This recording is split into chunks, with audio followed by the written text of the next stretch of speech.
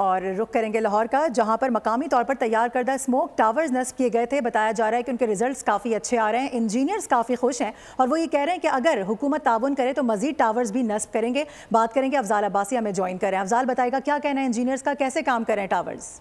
इस वक्त मैं मौजूद हूँ लाहौर के इलाके महमूद बूटी में, जहाँ पर पहला मकामी तौर पर तैयार करदा स्मोक टावर जो है वो ऑपरेशनल हो चुका है और 1 किलोमीटर की हदूद की जो फ़ज़ा है उसे वो साफ़ करता है। मेरे साथ इस वक्त इस स्मोक टावर के जो इंजीनियर हैं अयाज़ अहमद वो मौजूद हैं, इनसे जानने की कोशिश करते हैं। अयाज़ साहब बताइएगा कि ये इसका फंक्शन क्या है, कैसे ऑपरेट होता है, कितनी देर ये चलता है और कैसे ये फ़ज़ा को साफ़ करता है। देखें, अस्सलाम वालेकुम।